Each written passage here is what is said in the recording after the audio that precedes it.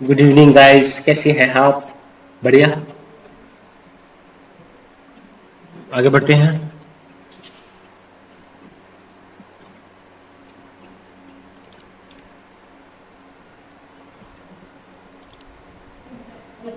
Topic हम पढ़ेंगे paleo anthropological pieces of evidence from India with special reference to Shivalik and Narmada basin, जिसमें हम पढ़ेंगे रामापिथिकस, हम पढ़ेंगे शिवापिथिकस एंड हम पढ़ेंगे नर्मदा मैन।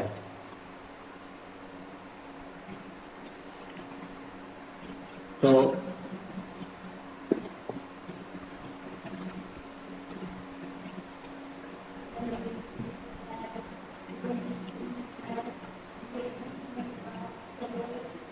अब जो ह्यूमन रिमेन्स जो हाँ साउथ एशिया से मिलते हैं, ठीक है, जो मिलते हैं ह्यूमन रिमेन्स, वो 30,000 साल पुराने हैं।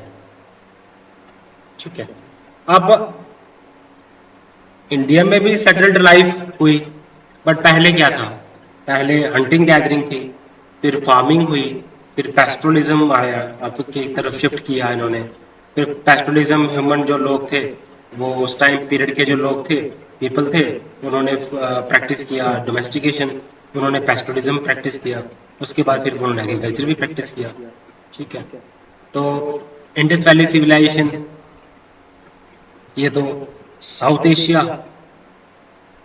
में ही मर्ज हुई।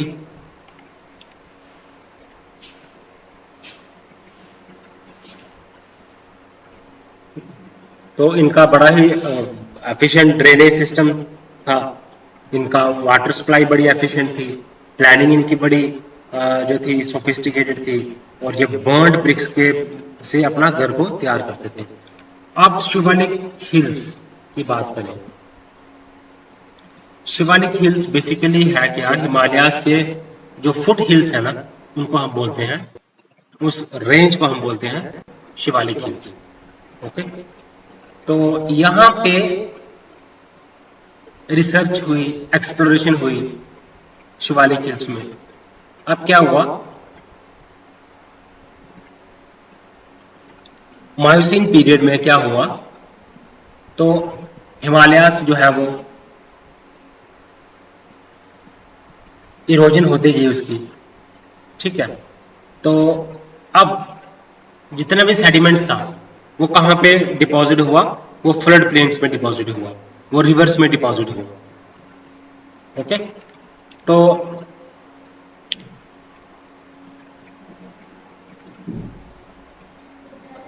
सिलेबस के अकॉर्डिंग जो हमें पढ़ना है, हम उसी पे फोकस करेंगे।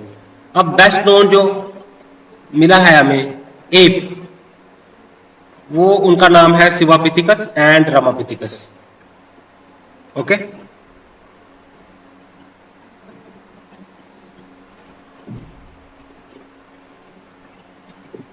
देन उसके बाद आता है नर्मदा मैन।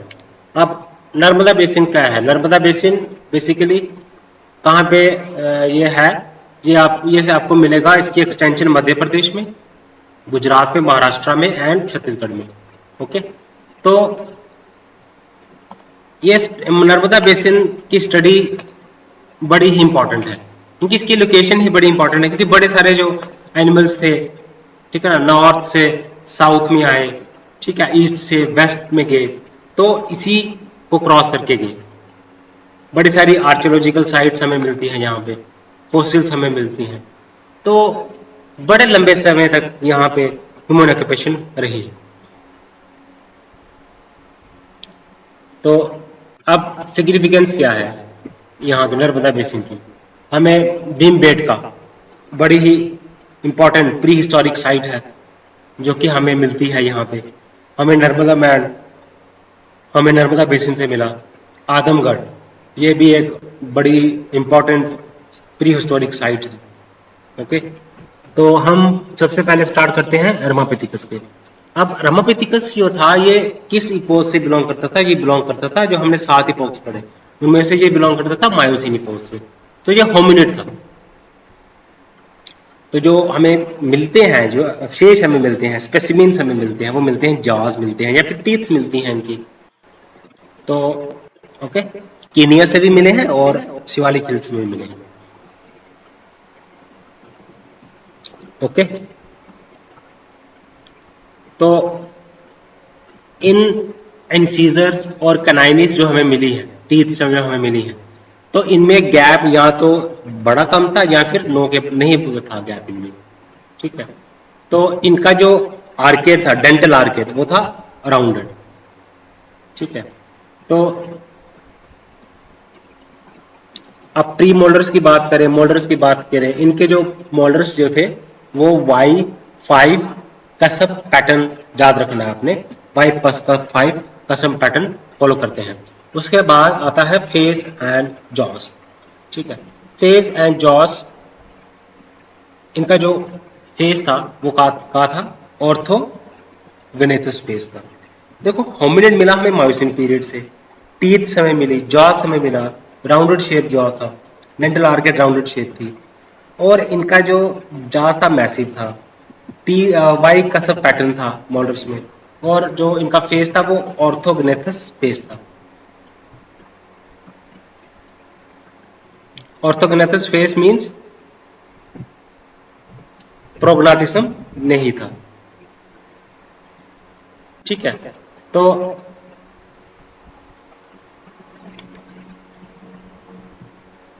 ये इनके जो डाइट के सोर्स क्या थे, वो ग्रास था, ग्रास खाते थे, सीड्स खाते थे, नट्स खाते थे।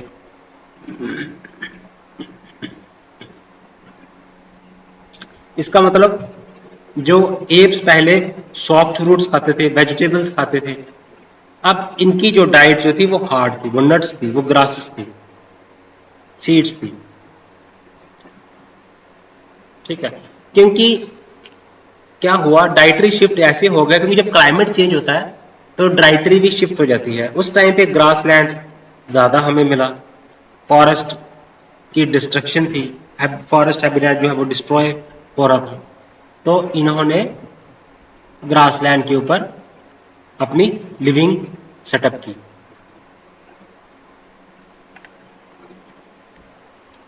उसके बाद आता है इसकी फाइलोजेनेटिक स्टेटस। तो ऐसा माना जाता है कि रामापिथिकस जो है वो रिजम्बल करता था शिवापिथिकस से, और शिवापिथिकस को क्या बोलते हैं, इनको हम बोलते हैं ओरांगुटन का ये इंसेस्टर। ठीक है, तो इसको शिवापिथिकस को और रामापिथिकस को एक ही कैटेगरी में डालना चाहिए। ठीक है, और इसको ये फीमेल स्पीसीज है, रामापिथिकस जो है ये बेसिकली फीमेल स्पीसीज है शिवापिथिकस की। ओके,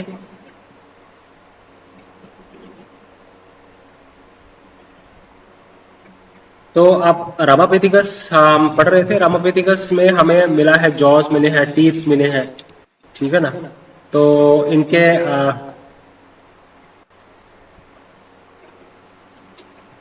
कुछ जो साइंटिस्ट थे उन्होंने कहा कि रामापिथिकस ह्यूमन एंसेस्टर है। ठीक है, लेकिन बाद में क्या हुआ, जब हमने इनकी शेप्स देखी, टीथ की स्टडी की, जॉस की स्टडी की, तो इन्होंने कहा कि ये तो ट्रांजिशन फेज है, ये बेसिकली ट्रांजिशन फेज था एप में और ह्यूमन में। और ये भी कहा गया कि जो ह्यूमन जा है वो पैराबोलिक है, लेकिन रामापिथिकस का जा तो है वो वी शेप है। तो ये कहा जाने लगा ये ट्रांजिशन फेज के पार्ट थे, रामापिथिकस शिवापिथिकस, बाद में जाके ह्यूमंस बने।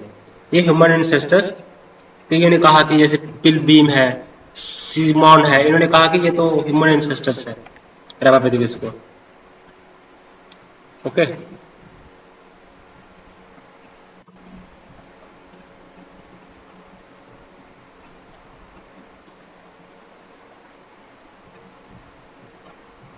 तो इन्होंने कहा कि जो एप और ह्यूमन की जो डाइवर्जेंस हुई, एप अलग लाइन में चले गए एवोल्यूशन की, और जो ह्यूमन थे वो अलग लाइन में चले गए। ये हुई थी 6 से 8 साल मिलियन ईयर्स पहले। लेकिन जो रामापिथिकस के जो फॉसिल्स हैं जो हमें मिले हैं, ठीक है, वो हैं 12 से 14 मिलियन ईयर्स ओल्ड।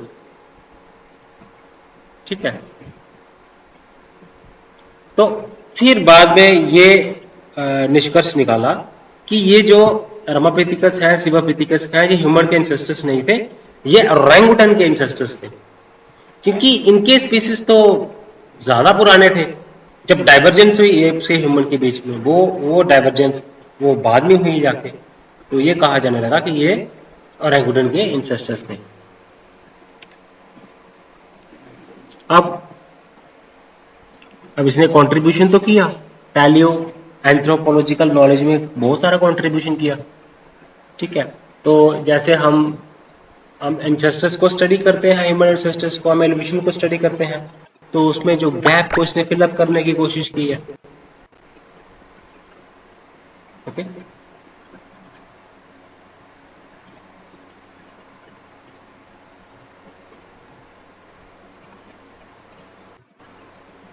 तो इनको हम बोलते हैं होमिनिड। तो होमिनिड का मतलब ये नहीं है कि ये मॉडर्न मैन है, इट मींस ये ह्यूमन लाइक फॉर्म्स है। Hominid means human like forms थी रमापेथिकस और सिवापेथिकस, ठीक है। तो अब उसके बाद हम पढ़ते हैं सिवापेथिकस। तो सिवापेथिकस जो है ये मायोसिन इपोथ से बिलोंग करता है। तो सिवापेथिकस जो है वो रमापेथिकस से मिलता जुलता है, ठीक है ना। तो सेम ही जगह से इनके जो फॉसिल्स हैं, दोनों प्राइमेट्स हैं, एक ही जगह से मिले हैं। ओके, तो अब इनकी हाइट्स की बात करें तो सिवापेथिकस की जो हाइट थी ना वो थी 4 फुट 9 इंच के बराबर थी, बॉडी इनकी लेंथ। तो अब ओरंगुटन से ये छोटे थे, 4.9 फीट इनकी हाइट थी, लेंथ थी, ठीक है। तो आइज जो थी इनकी, दोनों आइज में डिफरेंस जो था वो नैरो था, बड़ा कम था दोनों आइज में डिफरेंस, ठीक है। ये कैरेक्टरिस्टिक थी सिवापेथिकस की, ठीक है। तो अब टीस और जास की बात करें, कैनाइनिस बड़ी थी, मोलर्स बड़े थे, क्योंकि ये टफ फूड खाते थे उस टाइम पे, सीड्स खाते थे, ग्रास खाते थे, सवाना ग्रास खाते थे। ओके, चीक बोन्स बड़ी थी। तो ये है सिवापेथिकस की कैरेक्टरिस्टिक्स।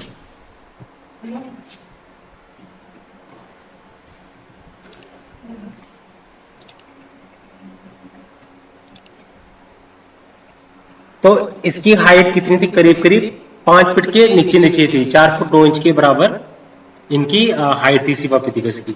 ओके, तो टीथ जो थे वो इनके इनके जो टीथ थे वो बड़े थे, कैनाइनिस बड़ी थी। तो टीथ में, मोल्डर्स में जो पैटर्न था वो Y5 कसव पैटर्न था इनमें, ठीक है। और ये हैवी वेजिटेशन के ऊपर रिलाई करते थे, ग्रास खाते थे बड़ा बड़ा। तो ये पहले तो ये जो पिलग्रिम थे या साइमन थे, इन्होंने कहा कि ये ह्यूमन एंसेस्टर्स है, लेकिन बाद में और जब स्टडीज हुई तो ये कहा गया कि ये ह्यूमन एंसेस्टर्स नहीं है, क्योंकि इनका जो डेंटल आर्किड है वो डी शेप्ड है, ह्यूमन का है पैराबोलिक शेप में, तो इनका था वी शेप्ड में। और ये भी कहा गया कि ये तो जिस पीरियड से बिलोंग करते हैं तो उसके काफी टाइम के बाद एप की और ह्यूमन की एवोल्यूशन की डाइवर्जन हुई है, ठीक है। तो इन चीजों को आपने ध्यान में रखना है। अब हाइट कितनी है वो डिस्कस किया हमने, फेस ऑर्थोग्नाथिक फेस था इनका। ओके, तो ये कैरेक्टरिस्टिक्स थी जो दो फॉसिल रिमेन्स थे, सिवापेथिकस और रमापेथिकस, और इनको कहा जाने लगा ये एंसेस्टर्स थे ओरंगुटन के, ठीक है। तो ये फीचर्स इनके ना ओरंगुटन से मिलते जुलते थे, और बट डेंटल डिफरेंसेस था सिवापेथिकस में और लिविंग ओरंगुटन्स में, ठीक है। तो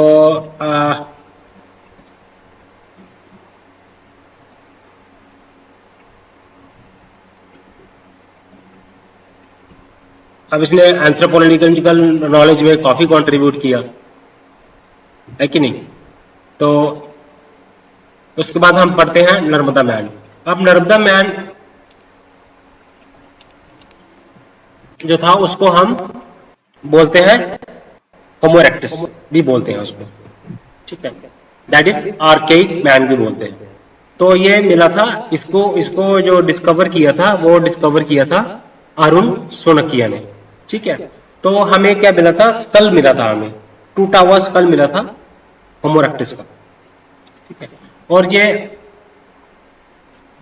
बोला जाता है कि ये लोअर पैलियोलिथिक पीरियड से है, ठीक है। तो नर्मदा मैन को बोला जाता है कि ये होमो सैपियंस के अर्लीस्ट फॉर्म थी। पहले होमो सैपियंस ऐसे होते थे। तो हमें स्कल मिला हमें, ठीक है। तो अब इसकी जो क्रैनियल कैपेसिटी जो थी वो थी 1200 से लेके 1300 सीसी के बीच में, जो हमें मिला स्कल। तो इसका जो शॉर्ट था, इसकी लेंथ जो थी शॉर्ट थी और स्टॉकी था थोड़ा, ठीक है। तो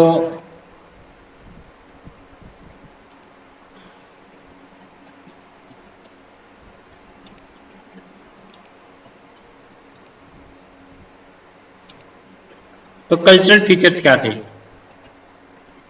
कि नर्मदा मैन जो था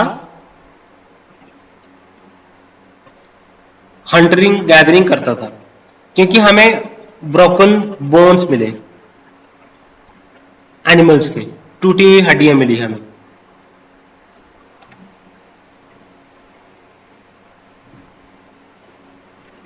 ठीक है।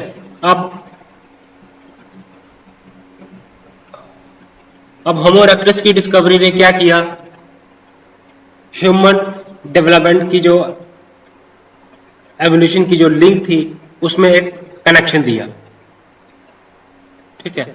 तो ये इसने इंडिया को वर्ल्ड के फॉसिल मैप में लाके रख दिया, ओके। तो हमने इसकी क्रैनियल कैपेसिटी कितनी थी, 1200 से लेके 1300 सीसी, और हमें स्कल का अपर पार्ट मिला, और बॉडी जो थी वो शॉर्ट थी और स्टॉकी थी नर्मदा मैन की। और ये अर्लीस्ट फॉर्म थी ह्यूमन सैपियंस की। अरुण सोनकालिया ने इसको डिस्कवर किया, okay.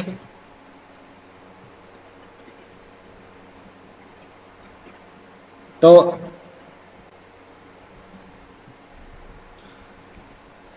he was anthropologist,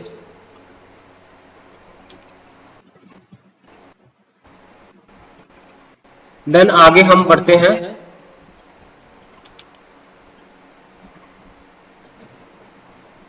India में। अगर देखा जाए तो पैलियोंटोलॉजी इंस्टीट्यूट नहीं है इंडिया में, नेशनल पैलियोंटोलॉजिकल इंस्टीट्यूट अभी तक नहीं है, ठीक है। तो अभी ट्रेंड एक्सपर्टीज भी नहीं है इतनी जो कि एग्जीबिशंस करे, फॉसिल रिमेन्स की स्टडी करे, उनको कैटेगराइजेशन करे, ठीक है। तो नर्मदा मैन जो है इंडिया का फर्स्ट जो ह्यूमन फॉसिल है, तो हमें स्कल की कैप मिली है हमें इंडिया में। तो ये हमारा जो फर्स्ट ह्यूमन फॉसिल हमें डिस्कवरी की है, जो कि अरुण सोनकिया ने की थी, ठीक है। तो उसके बाद कोई हमें ह्यूमन फॉसिल नहीं मिला है, ठीक है।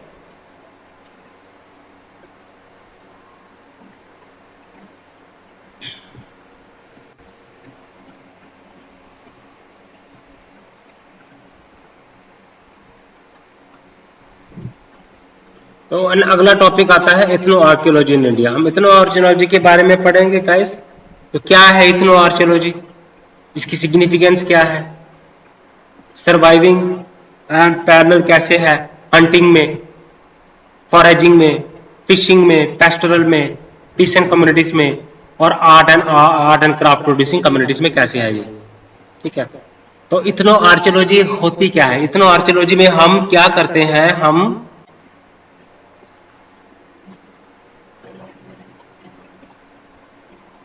कंटेम्प्रेरी स्ट्रैटिस सोसाइटीज को हम स्टडी करते हैं,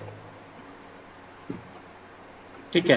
प्रेजेंट लाइफ को स्टडी करते हैं और हम पास्ट के कल्चर को गेस करते हैं। ये है इथनो आर्कियोलॉजी, ठीक है। तो एक जॉइंट अप्रोच होती है, इसमें आर्कियोलॉजी भी आती है और एंथ्रोपोलॉजी भी आती है। एंथ्रोपोलॉजी इथनोलॉजी करता है स्टडी, और आर्कियोलॉजी इसमें स्टडी करता है पास्ट और प्रेजेंट कल्चर को, ठीक है। तो हमारे पास इथनोलॉजिकल नॉलेज का भी इस्तेमाल होता है और आर्कियोलॉजिकल नॉलेज का भी इस्तेमाल होता है। तो हम रिलेशनशिप स्टडी करते हैं, ठीक है, कि कैसे मटेरियल कल्चर एवोल्यूट हुआ, प्रोड्यूस कैसे हुआ। ओके, तो सिग्निफिकेंस क्या है?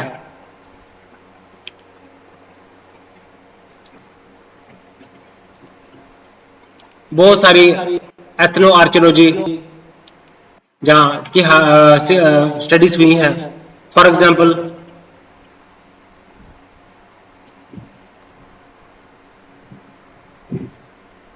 अब जो नॉर्थ ईस्टर्न इंडिया ट्राइब्स हैं उनकी क्या किया, उनकी ऊपर इथनोलॉजी अप्लाई की गई, ठीक है। उनके जो हंटिंग प्रैक्टिसेस हैं उनको स्टडी किया गया, ठीक है। तो उनका एक पेक्यूलियर बिलीफ था थंडर एक्सी, उसको स्टडी किया गया नॉर्थ ईस्टर्न ट्राइब्स में।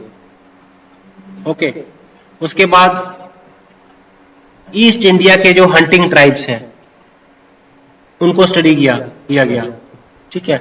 उनके वॉल के आर्ट को स्टडी किया गया, बुरियल पैटर्न को स्टडी किया गया, ठीक है, जो अभी भी मॉडर्न टाइम्स में भी अभी चल रही हैं प्रैक्टिसेस, ठीक है। तो इसी से फिर आगे हम पढ़ते हैं सर्वाइवल एंड पैरेलल।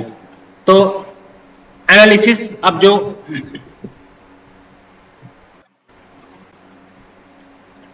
हमने साथ में देखो बुशमैन की स्टडी की, एस्किमोस की स्टडी की, जैसे बुचरी प्रैक्टिसेस हैं जो एस्किमो की, वो हम स्टडी करते हैं, है ना। बुशमैन ऑफ अफ्रीका की स्टडी की। ओके, तो डिफरेंट हंटिंग गैदरिंग ट्राइब्स हैं नॉर्थ ईस्ट के, ईस्ट के बुरियल प्रैक्टिसेस जो आज भी वो हंटिंग गैदरिंग प्रैक्टिस कर रहे हैं, तो उनको स्टडी करके हम इथनोलॉजी को स्टडी करते हैं। ओके,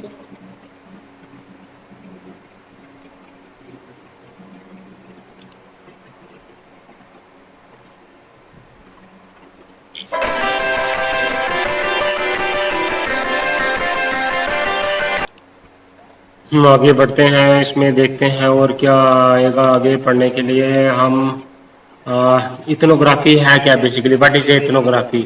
इथनोग्राफी मैं आपको एग्जांपल दे दूंगा इथनोग्राफी की। जैसे मेलिनोस्की ने स्टडी की, ओके, ये 6 साल तक स्टडी करते रहे। इन्होंने ट्रोबरियन आइलैंड्स हैं मेलानेशिया में, तो उनके ऊपर स्टडी की, जो वहाँ के लोग थे, native people of Trobriand islands of Melanesia. तो इन्होंने 6 साल तक स्टडी की। तो ये क्या है, इथनोग्राफी की एग्जाम्पल है, इथनोलॉजी की एग्जाम्पल है। उसके बाद मेलानोस्की ने आर्गोनॉट्स ऑफ द वेस्टर्न पैसिफिक वो स्टडी की। 2 चीजें इन्होंने जो एथनोलॉजी थे इंपॉर्टेंट जो थे वो इन्होंने एथनोलॉजियोग्राफी जो है वो इन्होंने एक करी। उसके बाद आते हैं मार्गारेट मीड। मार्गारेट मीड ने भी स्टडी किया कमिंग ऑफ एज इन सैमोन, ठीक है। तो इन्होंने सैमोन के बीच में, सैमोन चिल्ड्रन के बीच में एथनोलॉजी स्टडी की। तो अब इथनोलॉजी होती क्या है, हम इथनोग्राफी स्टडी करते हैं, हम एक कल्चर की स्टडी करते हैं, है ना, कल्चर को लिखते हैं इथनोग्राफी, और हम इथनोलॉजी हम क्या करते हैं, हम कंपैरिजन करते हैं कल्चर का, ठीक है। तो इथनोलॉजी कंपैरेटिव स्टडी है, वो वेरियस इथनोग्राफीज। ओके, तो इथनोग्राफी भी मैंने डिस्कस करी आपके साथ, इथनोलॉजी भी डिस्कस करी, और एग्जाम्पल्स भी आपको मैंने बताई, और इथनो आर्कियोलॉजी क्या होता है उसके बारे में भी आपको बताया मैंने, ठीक है। उसके बाद आता है सर्वाइविंग एंड पैरेलल। अब सर्वाइविंग एंड पैरेलल क्या चीज है, ठीक है। तो सर्वाइवल्स पैरेलल्स जो है, सर्वाइवल मींस प्रिंसिपल ऑफ, ये बेस्ड होती है प्रिंसिपल्स ऑफ कॉन्टिन्यूटी के ऊपर। एक प्रैक्टिस जो प्री हिस्टोरिक टाइम में अडॉप्ट हुई, वो प्रैक्टिस आज की कंटेम्परेरी सोसाइटी में भी प्रैक्टिस की जाती है। जैसे हंटिंग एंड गैदरिंग, वो प्री हिस्टोरिक टाइम से हो रही है, अभी भी हंटिंग गैदरिंग होती है।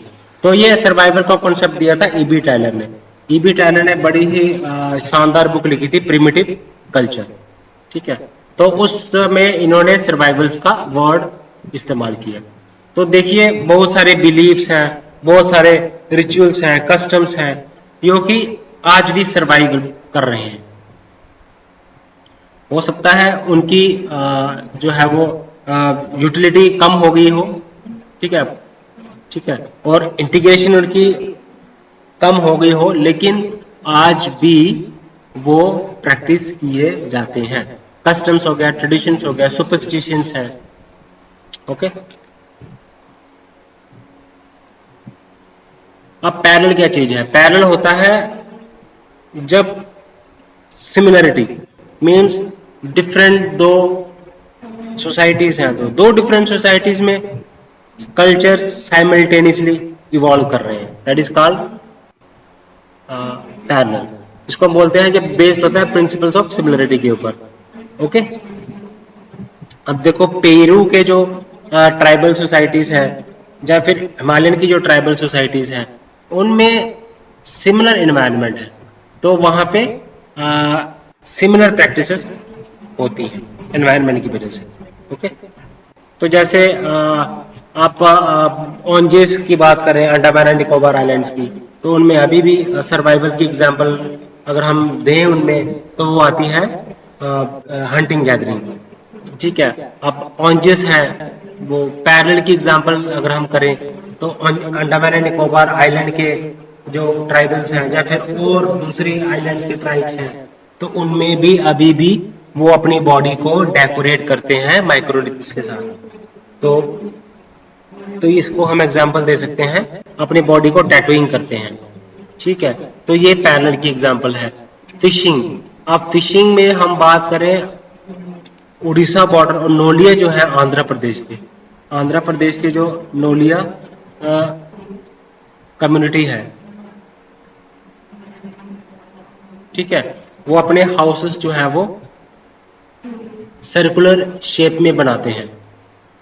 ठीक है, तो ये प्रैक्टिस प्री हिस्टोरिक टाइम से है। ठीक है, तो ये अभी भी प्रैक्टिस उनके सोसाइटीज में प्रैक्टिस होती है। आज भी वो घर अपने सर्कुलर घर के ही बनाते हैं। पैरेलल, पैरेलल, अब जो आइलैंडर्स ट्राइब्स हैं, जैसे ट्रोबरियन आइलैंडर्स ऑफ मेलानेशिया है, और या फिर ऑन्जेस ट्राइब्स हैं अंडमान एंड निकोबार आइलैंड के, वो आज भी प्रैक्टिस करते हैं फिशिंग।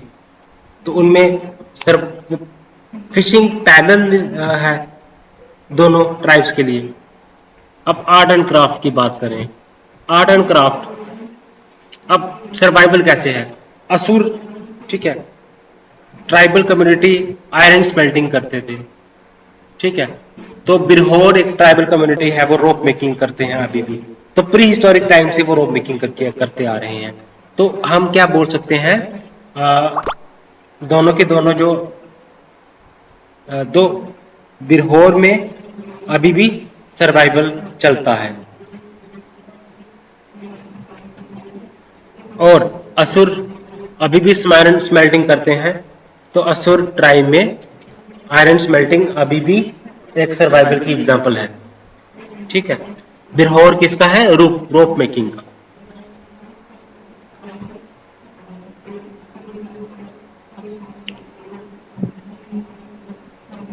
अब आर्ट एंड क्राफ्ट तो बहुत जरूरी है समझना इसको। ठीक है, क्योंकि उस टाइम पे material culture art and craft हमें हमें पता चलता है उस टाइम की इवेंट्स क्या होते थे, सीक्वेंस क्या थी उस इवेंट्स में, और सिविलाइजेशन कैसी थी प्री हिस्टोरी में। तो ये हमें पता चलता है आर्ट एंड क्राफ्ट में। उनका सोशल लाइफ कैसी थी, उनकी इकोनॉमिक लाइफ कैसी थी, कल्चरल लाइफ कैसी थी, तो ये हमें आर्ट एंड क्राफ्ट से ही पता चलता है। ओके,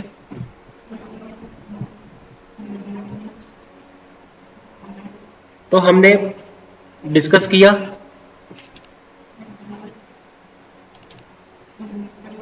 इथनो आर्कियोलॉजी को, डिस्कस किया हमने पैलियो एंथ्रोपोलॉजिकल एविडेंस जो हमें मिलते हैं इंडिया में, शिवालिक्स में या नर्मदा बेसिन में, चाहे वो शिवालिक पिथिकस हो, रमा पिथिकस हो, नर्मदा बेसिन हो, तो वो ये हमें एक तो लिंक बनाता है, पास्ट को प्रेजेंट के साथ रिलेट करता है। इनको नर्मदा बैन को होमो इरेक्टस भी कहते हैं। इसको हम early form of Homo sapiens भी बोलते हैं। जो शिवालिक में मिलते हैं दो स्पीसीज शिवापिथिकस रमापिथिकस, वो ऐसा माना जाता है कि वो एंसेस्टर्स थे ओरंगुटन के। पहले तो उनके बारे में बोला गया कि वो तो एंसेस्टर्स हैं ह्यूमन स्पीसीज के, लेकिन जब उनका डेंटल कार्केल हमसे अलग था, है ना, तो उनकी हाइट जो थी 4 फुट 9 इंच थी, उनकी क्रेनियल कैपेसिटी 1200 सीसी थी, जास उनके हैवी थे, मैंडिबल थे, क्योंकि वो हैवी वो वेजिटेशन के ऊपर रिलाई करते थे फूड के लिए, वो नट्स खाते थे, वो सीड्स खाते थे। हाँ, तो ये क्योंकि क्लाइमेट उस टाइम पे जो वेजिटेशन थी वो डिक्लाइन हुई, और हैवी ग्रास जो था वो होने लगा, तो वो उस टाइम की में अवेलेबल जो डाइट थे वो उसी को कंज्यूम करते थे। तो ये है survival and terror, Shivalik and Ramapithecus and Narmada basin. Okay guys, तो हमने ये सब पढ़ा, तो हम बढ़ते हैं इसके आगे नेक्स्ट टॉपिक्स को गाइस करते हैं डिस्कस मजे में।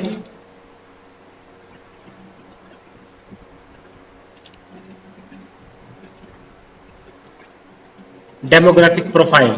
अब इंडिया क्या है, डेमोग्राफिक प्रोफाइल ऑफ इंडिया। अब इसमें क्या क्या पढ़ेंगे हम, इसमें हम पढ़ेंगे कि एथनिक एलिमेंट्स क्या है इंडियन में, लिंग्विस्टिक एलिमेंट्स क्या है इंडियन पॉपुलेशन में, है ना, कौन कौन से फैक्टर्स हैं जो कि पॉपुलेशन ग्रोथ को स्टडी करते हैं। हमने पिछले वीडियोस में याद है आपको, हमने डेमोग्राफिक थ्योरीज पढ़ी थी, बहुत सारी थ्योरीज पढ़ी थी, बायोलॉजिकल थ्योरीज पढ़ी थी, कैसे फैक्टर्स इफेक्ट करते हैं, न्यूट्रिशन इफेक्ट करता है, सोशल फैक्टर्स इफेक्ट करते हैं, कल्चरल फैक्टर्स इफेक्ट करते हैं, है ना। हमें गॉन्स में जो सूत्र वो जो शुरू किया उन्होंने, गोत्र सिस्टम ब्राह्मण से कैसे कॉपी किया उन्होंने, तो वो हमने डिस्कस किया। ठीक है, तो ये चीजों को आपको इंटरलेट करना आना चाहिए, then you will be able to write answers efficiently. ठीक है, तो डेमोग्राफिक प्रोफाइल, तो हमने देखो बायोलॉजिकल थ्योरीज में हमने डाइट थ्योरी पढ़ी, हमने लॉजिस्टिक कर्व थ्योरी पढ़ी, हमने प्रोटीन कंजप्शन थ्योरी पढ़ी, है ना, लॉन्गिट्यूडनल कर्व थ्योरी पढ़ी, तो हमें सोशल कल्चरल थ्योरीज पढ़ी। ठीक है, बहुत बड़ी सारी थ्योरीज पढ़ी, एजिंग की थ्योरीज यहाँ ये सारी, फिर कॉन्टिन्यूटी थ्योरी पढ़ी, डिसएंगेजमेंट थ्योरी पढ़ी, ठीक है, एक्टिव थ्योरी ऑफ एक्टिव पढ़ी हमने। ठीक है, तो डेमोग्राफिक थ्योरीज में हमने सोशल इकोनॉमिक थ्योरीज पढ़ते हैं, है ना। उसमें हम बड़ी सारी थ्योरीज हैं, जैसे क्या बोलते हैं उसको, कॉस्ट बेनिफिट एनालिसिस थ्योरी पढ़ी हमने। ठीक है, प्रोटीन कंजप्शन थ्योरी पढ़ी। ठीक है, तो ये कैसे जो है फर्टिलिटी को ये फैक्टर्स कैसे इफेक्ट करते हैं, फिकंडिटी को कैसे इफेक्ट करते हैं, मोर्टेलिटी को कैसे इफेक्ट करते हैं, नेटिलिटी को कैसे इफेक्ट करते हैं, कितने लाइव बर्थ हुए पर 1000 ऑफ। ठीक है, इन चीजों की हम डिस्कशन करी है हमने पुरानी वीडियोस में। ओके, तो अब उसके बाद हम करते हैं एथनिक एलिमेंट्स। हमें आई नो दैट मेरे को सब आता है, मैं दोबारा से रिपीट कर सकता हूँ। देन उसके बाद आगे आता है ethnic and linguistic elements in the Indian population। चीजें भूल जाती हैं, उसको बार बार रिवीजन करने की जरूरत होती है, बार बार रिवीजन करेंगे, कॉन्सेप्ट क्लियर करेंगे, तो चीजें लंबे समय तक आपके दिमाग में रहती हैं। ठीक है, और आंसर राइटिंग जब करनी है तो दिमाग में आपकी चीजें होंगी, तभी आप आंसर राइटिंग कर पाएंगे। देन उसके बाद आता है एथनिक एंड लिंग्विस्टिक एलिमेंट। आप एथनिक एलिमेंट्स की बात करें, एथनिक है क्या, एथनिसिटी होती क्या है। ठीक है, तो एथनिसिटी में क्या होता है कि ग्रुप है एक, जिनका सोशल ग्रुप है, जिनका रिलीजन सेम है, जिनकी लैंग्वेज सेम है, जिनका एक ही एरिया में वो रिजाइड करते हैं, तो वो अपने आप को मानते हैं एक सेपरेट एथनिक ग्रुप। ठीक है, तो उनमें बायोलॉजिकल कैरेक्टरिस्टिक्स भी उनमें सिमिलर होती हैं। ठीक है, कल्चर उनका सिमिलर है, लैंग्वेज सिमिलर है, कस्टम्स सिमिलर है, रिचुअल्स सिमिलर है। ठीक है, तो अपने आप को वो बिलोंगिंगनेस वो अपने एथनिक ग्रुप के साथ वो शो करते हैं। तो एथनिक एलिमेंट्स इंडियन पॉपुलेशन में भी हैं। ठीक है, कौन कौन से एथनिक स्ट्रेन है इंडियन पॉपुलेशन में? प्रोटो एस्ट्रोनाइट स्ट्रेन है। ठीक है, इसमें स्किन कलर जो होता है वो डार्क ब्राउन का होता है। मेडिटेरेनियन स्किन कलर इसमें लाइट ब्राउन का होता है। प्रोटो एस्ट्रोनाइट है, मेडिटेरेनियन है, मंगोलॉइड है, इसमें स्किन कलर येलो होता है। नेग्रिटो है, स्किन कलर ब्लैक होता है। ठीक है, बड़े सारे स्टेट्स हैं इंडिया में, इंडियन पॉपुलेशन में। ठीक है, कम से कम इंडिया में होमलैंड है 4,000 मिलियन पॉपुलेशन की होमलैंड है, 4,000। और कम से कम 3700 हमारे यहाँ पे एंडोगेमस ग्रुप्स हैं। ठीक है, जाति में बटे हैं लोग, कास्ट में बटे हैं। ठीक है, तो अब क्लासिफिकेशन पढ़ते हैं हम इंडियन, कितने डिफरेंट क्लासेस में डिवाइड किया गया है इंडिया को। तो सबसे पहले हम पढ़ते हैं H S Risley. H S Risley ने एक इन्होंने सेंसस किया था 1901 में। तो इन्होंने जो अपने पब्लिकेशंस जो रिजल्ट्स जो थे उसको पब्लिश किया था। तो उसका टाइटल इन्होंने रखा था people of India. H S Risley का नाम याद रखना। तो इन्होंने क्या किया, इन्होंने हजारों लोगों के इंडिविजुअल्स की स्टडी की। ठीक है ना, तो इसने बेसिकली 4 कैरेक्टरिस्टिक स्टडी किए, जैसे नेशनल इंडेक्स को स्टडी किया, सिफालिक इंडेक्स को स्टडी किया, स्टेचर को स्टडी किया, फेशियल इंडेक्स को स्टडी किया। ओके, तो इन्होंने क्या किया, रेशियल ग्रुप्स डिवाइड किए। तो जो इंडिया में उनके उस टाइम पे बांग्लादेश, इंडिया, पाकिस्तान एक ही था। तो इन्होंने जो है वो जो डिवीजन है लोगों की, वो उनको डिवाइड किया डिफरेंट रेसेस में। ठीक है, तो जिसमें सबसे पहले इसने क्या किया, 7 रेशियल ग्रुप्स दिए। Turko Iranian, Indo Aryan, Aryo Dravidian, Mongolo Dravidian, Dravidian, Mongoloid, Scytho Dravidian and Indo Aryan. इन्होंने 7 ग्लेशियल क्लासिफिकेशन दी। ठीक है, तो अब देखिए इनके रिस्ले की जो क्लासिफिकेशन है।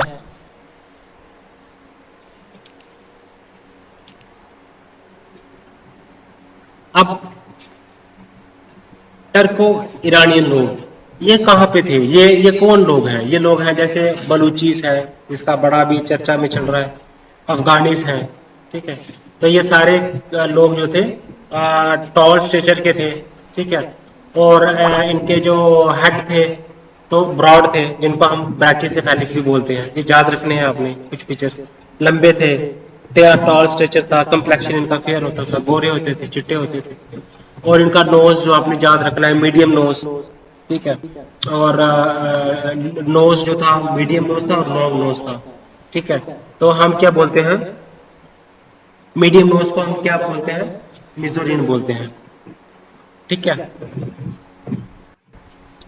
और लॉन्ग नोज को हम बोलते हैं लेप्टोरिन। मिजोरिन, लेप्टोरिन, प्लेटिरिन, ये याद रखना है आपने। ठीक है, उसके बाद इंडो आर्यन रेस आते हैं। ये कौन लोग हैं, जो सेटल्ड है हमारे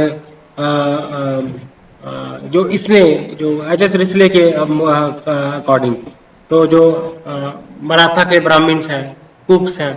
ठीक है, नहीं, इंडो आर्यंस है बेसिकली जो कश्मीरी के ब्राह्मण्स हैं। ठीक है, जो जो राजपूत हैं, जो जाट्स हैं, जो खत्रीस हैं, ये इनको उसने कहा ये इंडो आर्यन है।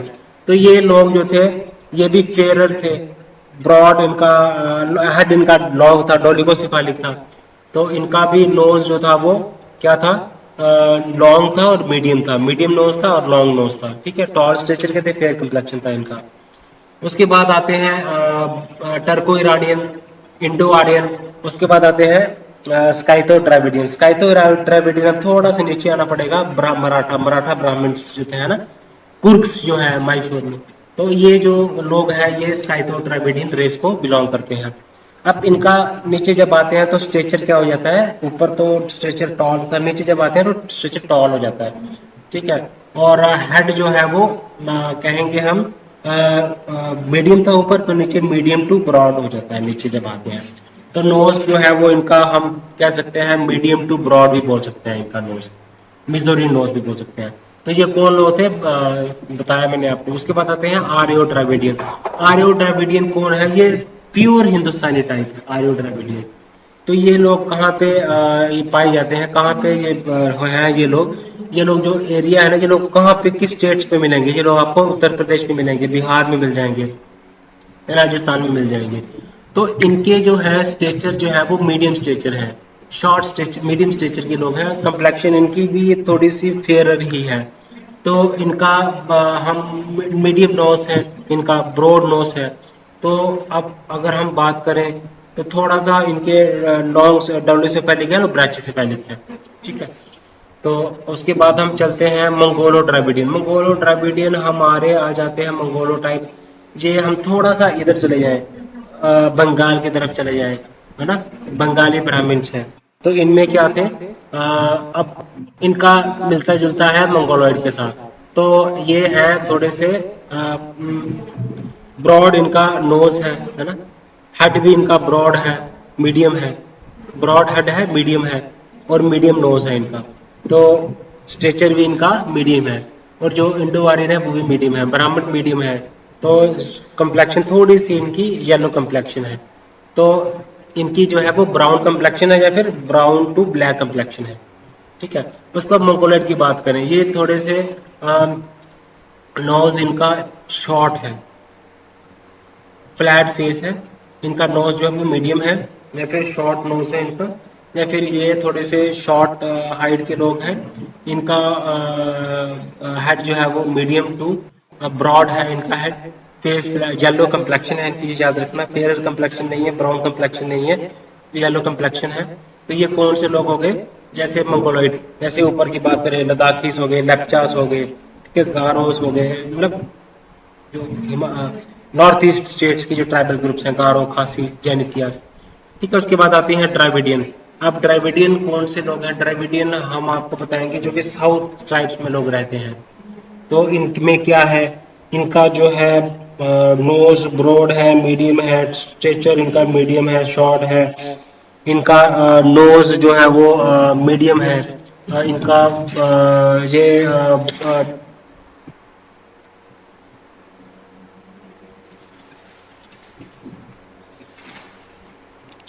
देन आगे बढ़ते हैं गाइस। अब द्रविडियन की बात करते हैं। द्रविडियन कौन लोग थे, ये द्रविडियन आपको कहाँ देखने को मिलते हैं, द्रविडियन जैसे यूपी है, बिहार है। तो ये लोग जो है वो नहीं नहीं, ये द्रविडियन नहीं है, मैं द्रविडियन बात करूँ, ये है जो समतल जो पनियंस हैं केरला के, तमिलनाडु के, ये यहाँ पे द्रविडियन लोग रहते हैं।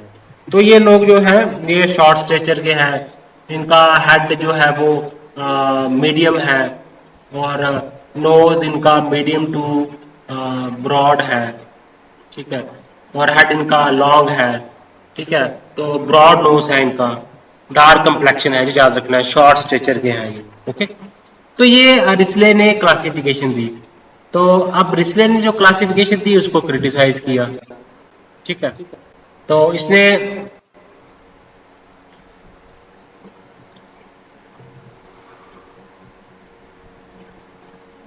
इन्होंने सिर्फ जो आर्यन की माइग्रेशन को ही इसने डाला, इंक्लूड किया।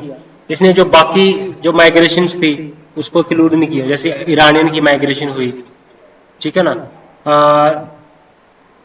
पर्शियन की माइग्रेशन हुई, मंगोल की माइग्रेशन हुई, स्काइथियन की माइग्रेशन हुई, तो उसको इसने इंक्लूड ही नहीं किया। तो अब मोन खमेर पॉपुलेशन है इंडिया में, वो हम दूसरी जो क्लासिफिकेशन है उसमें स्टडी करेंगे, वो उसने बताया ही नहीं कुछ भी। अच्छा सिलसिले ने कुछ नहीं बताया।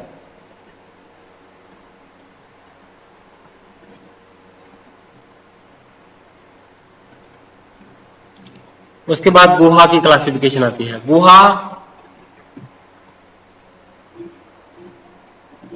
ने क्लासिफिकेशन जो थी इसके जो पब्लिकेशन पहले उसकी हुई थी 1900 एक में जो हुई थी सेंसस, तो ये हुई थी, इसकी पब्लिकेशन आई थी 1931 में, तो काफी टाइम के बाद आई।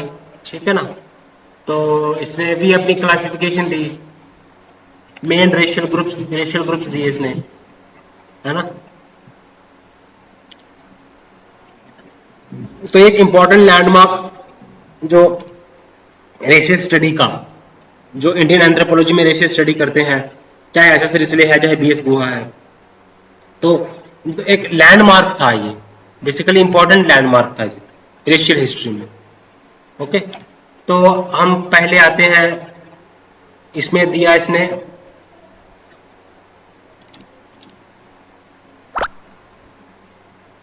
लॉजिक को इस्तेमाल करो जानने के लिए, एक टेक्निक अडॉप्ट करो चीजों को याद करने की, कनेक्ट करो एक टॉपिक को दूसरे टॉपिक के साथ, पेपर 1 को पेपर 2 के साथ, होलिस्टिक स्टडी करो।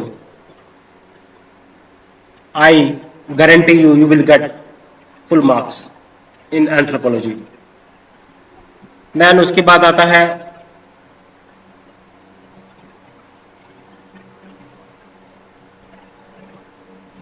गुहा ने जो क्लासिफिकेशन दी उसमें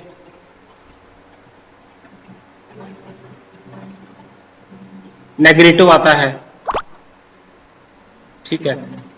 फिर प्रोटो एस्ट्रोलाइड आता है, वेस्टर्न ब्राचिसेफल, मेडिटेरेनियन आता है, वेस्टर्न ब्राचिसेफल आता है, और नॉर्डिक आता है,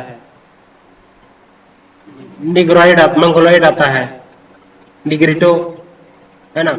आर्यन का कहीं पे भी कोई जिक्र नहीं है गुहा इसमें। इसने क्या किया, क्लासिफिकेशन क्या की इसने, नेग्रिटो रेशियल ग्रुप, जो रेशियल ग्रुप दिए उनके नाम क्या थे, Negrito racial group, Mongoloid racial group, Nordic, western brachycephals, proto Australoid, ये रेशियल ग्रुप्स दिए। ओके। तो अभी जो नेग्रिटो है, नेग्रिटो को रखा कहाँ के लोग थे, ये लोग थे साउथ के, अंडमान एंड निकोबार आइलैंड के, और जो साउथ इंडियन ट्राइब्स हैं, पनियंस हैं, कडार्स हैं, इरूलास हैं, तो ये लोग नेग्रिटो रेशियल ग्रुप में फॉल करते हैं। तो ये शॉर्ट स्ट्रेचर के थे, डार्क इनका कंप्लेक्शन था, और इनका जो हेड था वो मीडियम था, और इनका जो, ठीक है, जो क्या बोलते हैं उसको, कंप्लेक्शन इनका डार्क था। ठीक है। तो नोज इनका ब्रॉड था। ठीक है। अब उसके बाद आते हैं प्रोटो एस्ट्रोलॉइड। अब प्रोटो एस्ट्रोलॉइड क्या है, प्रोटो एस्ट्रोलॉइड जो है दे डिफर करते हैं नेग्रिटो से। ठीक है। इनके हेयर जो थे क्या थे, वूली हेयर थे, इनके हेयर थे बेबी हेयर। जो प्रोटो एस्ट्रोलॉइड, जो नेग्रिटो थे ना, उनके हेयर थे वूली, वो वूली हेयर थे, और जो प्रोटो एस्ट्रोलॉइड है इनके हेयर थे बेबी। तो ये लोग हम जो एस्ट्रोलॉइड है ये हम थोड़ा सा ऊपर आ जाएं, सेंट्रल इंडिया में आ जाएं, तो या फिर साउथ इंडियन ट्राइब्स थे कुछ, जैसे संथल्स, ओरवान्स, ठीक है, चेंगचूस, बडगास, चेंगचूस, बडगास, ये सारे ट्राइबल ग्रुप प्रोटोस्टोलाइट रेशियल ग्रुप में फॉल करते हैं। अब उसके बाद आता है मंगोलॉइड। अब मंगोलॉइड आते हैं, ये वही मीडियम स्ट्रेचर के थे, शॉर्ट स्ट्रेचर के थे, फेयर इनका कंप्लेक्शन था, येलो स्किन कलर था इनका, फेस इनका फ्लैट था, तो आईज में एपिकांथिक फोल्ड था। ठीक है ना। तो इसमें आते हैं नागास आते हैं, ठीक है ना, तिब्बतन्स आते हैं, सिक्किम के, भूटान के तिब्बतन्स, याद रखना, तिब्बतन्स, लद्दाखीस, मेडिटेरेनियन। अब मेडिटेरेनियन देखो, हमने मंगोला डिस्कस कर दिया, वो नॉर्थ ईस्ट में थे। उसके बाद हमने डिस्कस कर दिया ये प्रोटो एस्ट्रोलाइड, ये जो नेग्रिटो थे, नेग्रिटो हमने डिस्कस किया, ये बिल्कुल साउथ में थे। और प्रोटोस्टोलाइट थोड़ा सा ऊपर आ जाओ, साउथ इंडियन ट्राइब्स है, सेंट्रल इंडिया में थे। मंगोलॉइड हमने बता दिया नॉर्थ ईस्टर्न स्टेट्स में थे, हिमालयन रीजन में थे। और मेडिटेरेनियन जो है, अब मेडिटेरेनियन की बात करते हैं। मेडिटेरेनियन बेसिकली कौन थे ये ब्राह्मिन्स थे, नायर्स थे, तेलुगु ब्राह्मिन्स थे और ब्राह्मिन्स ऑफ कोच्चि थे। तो ये मेडिटेरेनियन, तो इनमें क्या था, टॉल स्ट्रेचर के थे, मीडियम स्ट्रेचर के थे, कंप्लेक्शन इनका था फेयर टू ब्राउन था, डार्क ब्राउन था। हेड इनके लॉन्ग थे, डोलिकोसेफेलिक, ब्रॉड का मतलब होता है, ठीक है। तो ठीक है ना, तो डोलिकोसेफेल्स थे लॉन्ग, ब्राचिसेफल्स आगे ब्रॉड, ठीक है। तो ये थे इसके मेडिटेरेनियन। मेडिटेरेनियन आपने पढ़ना है। तो मेडिटेरेनियन, ठीक है, तो मेडिटेरेनियन आ गया long to medium to tall stature के थे। ये नमूदरीज थे, ब्राह्मण्स थे, साउथ के ब्राह्मण्स थे, इसमें पंजाबी खत्रीज थे, इसमें अ, तेलुगु ब्राह्मण्स थे, नायर्स थे, ब्राह्मण्स ऑफ कोच्चि थे। ये सारे से मेडिटेरेनियन टाइप। टॉल स्टेचर इनका था मीडियम टू टॉल स्टेचर। तो हेड इनका था लॉन्ग, डोलिगोसेफालिक, ठीक है। उसके बाद है वेस्टर्न ब्राचिसेफल्स। वेस्टर्न ब्राचिसेफल कौन थे, हाँ ये इस तरफ आ जाओ आप, गुजराती के थे, थोड़े इधर ब्राह्मण्स ऑफ मैसूर, महाराष्ट्र के लोग थे, पारसीस ऑफ ब्राह्मण थे। तो ये थे वेस्टर्न ब्राचिसेफल्स। जो वेस्टर्न ब्राचिसेफल्स थे ये क्या थे, पारसीस जो लोग होते हैं ना मुंबई के, वो थे। और ये गुजरात के ब्राह्मण्स थे, बंगाल के ब्राह्मण्स थे, ठीक है। उसके बाद ये आते हैं इनके, ये देखो मीडियम, इनका स्ट्रेचर क्या था, मीडियम था स्ट्रेचर के थे। और इनका फेरर से मतलब डार्क कंप्लेक्शन था इनका स्ट्रेचर, मीडियम स्ट्रेचर था, डार्क कंप्लेक्शन इनका स्किन कलर था। फिर उसके बाद इनकी जो बो नोज प्रोमिनेंट थी, ठीक है। हेड इनके याद रखना ब्रॉड थे, ब्रॉड हेडेड थे ये। तो ये आते हैं गुजराती के बनियन से, ठीक है। उसके बाद हम बात करते हैं नॉर्डिक। नॉर्डिक में हम नॉर्थ में, इसने नॉर्थ के लोगों को बताया कि ये नॉर्डिक है, ठीक है। तो ये टॉल स्टेचर के हैं, फेयर स्किन के हैं, लॉन्ग है इनके हेड, लॉन्ग डोलिकोसेफालिक, ठीक है। नोज इनका स्ट्रेट है। तो नॉर्डिक आगे नॉर्थ में। तो मैंगलोर आगे हिमालयन रीजन में, ठीक है। और वेस्टर्न ब्राचीज सेफल्स आगे गुजरात के ब्राह्मण्स, बंगाल के ब्राह्मण्स, ठीक है। तो उसके बाद ये आ जाते हैं इसमें पारसीस ऑफ मुंबई, वेस्टर्न ब्राचिसेफल्स में। मेडिटेरेनियन में आ जाते हैं आपके जो ब्राह्मण्स हैं, तेलुगु ब्राह्मण्स, कोचिन के ब्राह्मण्स। मेडिटेरेनियन और ये थोड़ा सा ओवरलैप करता है, मेडिटेरेनियन और वेस्टर्न ब्राचिसेफल्स ओवरलैप करता है। मंगोलॉइड क्लियर है। प्रोटोस्टोलाइड में आ गए सेंट्रल इंडिया के ट्राइब, संतल्स और वांस, ठीक है ना। तो नेग्रिटो आ गया आपका सबसे ऊपर, ये है बिल्कुल साउथ में, अंडमान एंड निकोबार आइलैंड्स के। तो ये गुहा ने भी अपनी क्लासिफिकेशन दी। अब गुहा की क्रिटिसिज्म भी हुई, वो क्रिटिसिज्म भी हम डिस्कस करते हैं। देन आगे बढ़ते हैं, इसका क्रिटिसिज्म देखते हैं बीएस गुहा का। तो बीएस गुहा का क्रिटिसिज्म गाइस हम नेक्स्ट वीडियो में पढ़ेंगे। तो गाइस काइंडली चैनल को लाइक करें, सब्सक्राइब करें और शेयर करें।